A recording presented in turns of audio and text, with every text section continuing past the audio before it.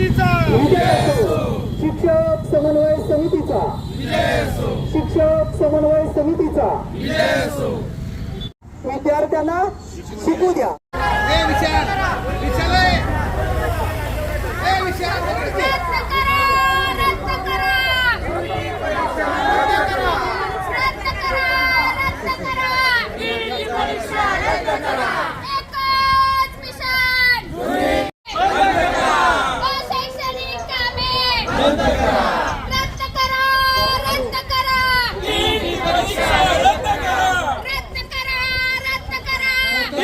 परीक्षा रद्द करा.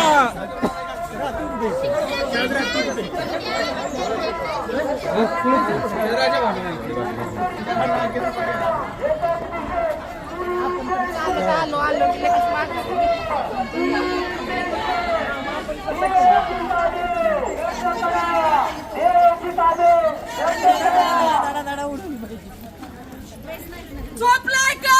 जागे व्हा. झोपलाय का?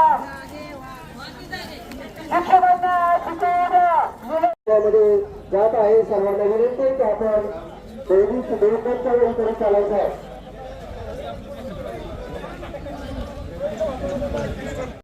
पूर्णपणे शिकला गेलेला आहे. अशा सर्व शिक्षकांच्या मध्ये एक ऊर्जा निर्माण करण्याचं काम सर्व संघटनांच्या पदाधिकाऱ्यांनी या ठिकाणी निर्माण केले आणि विशेष करून या सर्व गोष्टीला वाचवायचे. आणि हे वाचवत असताना शासनाकडे सर्व संघटनांच्या वतीनं अनेक वेळा विविध प्रश्नांच्या अनुषंगानं आपण त्यांच्यावर चर्चा करण्याचा प्रयत्न केला, आंदोलन करण्याचा प्रयत्न केला, अनेक गोष्टी केल्या. पण शासन कोणत्याही प्रश्नाकडे हिंमतपणे बघताय, त्याच्याकडे दुर्लक्ष करते. सेशन चालू आहे. या सेशन काळामध्ये आपल्या प्रश्नाकडे शासनाचं लक्ष वेधावं या आणि आज जिल्ह्यामध्ये त्याची सुरुवात झालेली आहे. आणि म्हणून या राज्य शासनाला या राज्यातले शिक्षकांचे प्रश्न असोत, शिक्षकांच्या होणारा अन्याय असोत, लाभलेले निर्बंध असोत, हे सर्व नाकारण्याच्या उद्देशाने आपण त्यांचा या ठिकाणी जाहीर निषेध करतोय. आणि यापुढं शासनाचे जे सर्व संघटनांच्या सभासदांनी या ठिकाणी प्रचंड गर्दी करून खरं तर आजचा मोर्चा यशस्वी केला. आज या ठिकाणी दोन्ही नेत्यांनी आपणाला आजच्या मोर्चाच्या संबंधानं मार्गदर्शन केलेलं आहे. संच मान्यतेचा प्रश्न असेल, टीईटी रद्दचा प्रश्न असेल, PLOचा प्रश्न असेल, त्याचप्रमाणे SIRचा प्रश्न असेल, पदोन्नत्यांच्या मध्ये नैसर्गिक न्यायाचा विचार न करता अनेक वर्षाच्या शिक्षकांनी या ठिकाणी सेवेचं काम केलं. त्यांना बाजूला ठेवून कुठल्या तरी अन्यायकारक अटी आणि शर्ती लादून या ठिकाणी सर्वसामान्य अनेक वर्ष या शैक्षणिक सेवेमध्ये काम करणाऱ्या शिक्षकांना जाणीवपूर्वक पदोन्नतीपासून बाजूला ठेवण्यात आलेला आहे. असे अनेक अन्यायकारक निर्णय या शासनाच्या माध्यमातून या ठिकाणी लावलेले आहेत. वाडी वस्तीवरचं शिक्षण कसं संपेल या दृष्टिकोनातून प्रयत्न सुरू आहेत.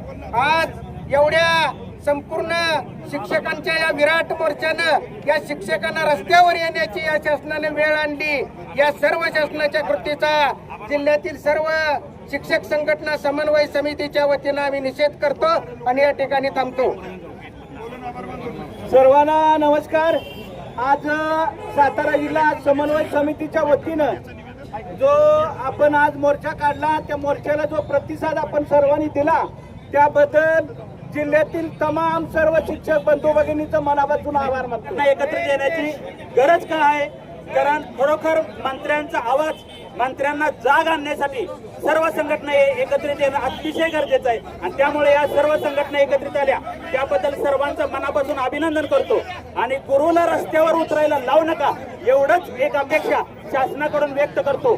त्यावेळी सर्वोच्च न्यायालयाने या संदर्भात निर्णय देताना 2028 पर्यंत आमच्या शिक्षकांना TET होण्यासाठी मुदत दिलेली.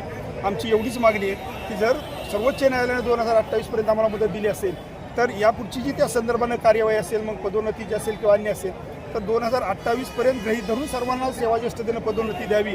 जर 2028 पर्यंत आमचा शिक्षक TET झाला नाही तर त्याचं रिव्हर्शन केलं तरी आम्हाला हरकत नाही, किंवा आर्थिक लाभ जर त्याला दिले तर त्याची रिकव्हरी केली तरी हरकत नाही. पण 2028 पर्यंत अशा पद्धतीचे चुकीचे निर्णय शासनाने घेऊ नयेत. अगदी सुप्रीम कोर्टाच्या निर्णयाच्या अधीन राहून एवढी विनंती या निमित्तानं शासनाला आमची आहे. शासनानं जर या आज मोर्चा आम्ही काढलाय. खरं तर आमची अपेक्षा अशी होती की शासनानं आम्हाला आज किंवा काल चर्चेसाठी बोलवणं अपेक्षित होतं, पण शासनानं फार गांभीर्य शासनाला त्याचं दिसत नाही. आणि जर येत्या 1-2 दिवसामध्ये या अनुषंगाने चर्चा झाली नाही तर उद्याच्या काळामध्ये मात्र निश्चितपणानं आज आम्ही शाळाबंद आंदोलनाचं आव्हान केले आणि राज्यभरामध्ये जिल्हाभरामध्ये आम्हाला अत्यंत चांगला प्रतिसाद या निमित्ताने मिळालेला आहे. आणि तरीसुद्धा जर शासनानं आमची दखल घेतली नाही तर उद्याच्या काळामध्ये सगळ्यांना बरोबर घेऊन, समाजाला बरोबर घेऊन, इतर तुमच्या प्रसारमाध्यमांनाही बरोबर घेऊन, सगळ्यांना बरोबर घेऊन शासनाच्या विरोधामध्ये महाएल्गार पुकारण्याचं काम शिक्षक संघटनांच्या वतीनं निश्चितपणानं केलं जाईल. पण आम्ही न्याय मिळाल्याशिवाय थांबणार नाही, एवढी भूमिका आमची निश्चितपणाने आहे.